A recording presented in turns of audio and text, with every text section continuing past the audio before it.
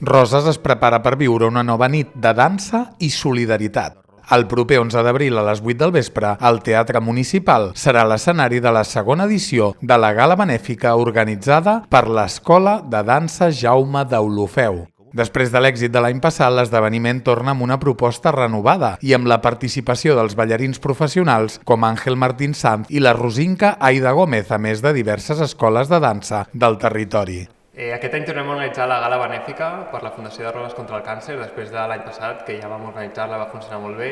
Aquest any sí que com a novetat tindrem 2 estrelles convidades, que són 2 ballarins professionals. Un d'ells és ballarí clàssic, ha estat ballant per tota Europa en diferents companyies, de ballet clàssic, això.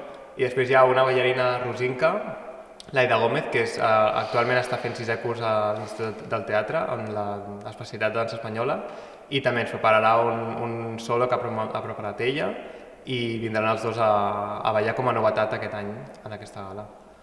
A part d'aquestes 2 estrelles que he mencionat, tindrem igualment les escoles de dansa, algunes que van repetir l'any passat, algunes de noves d'aquest any, de diferents llocs de la comarca i de fora. Ja venen escoles de Llançà, de Castelló, de Figueres, i després també ve una escola que és ja com una escola professional a Barcelona.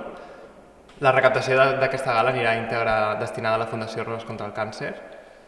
La recaptació íntegra es destinarà a la Fundació Roses contra el Càncer, reforçant el vessant solidari de la vetllada.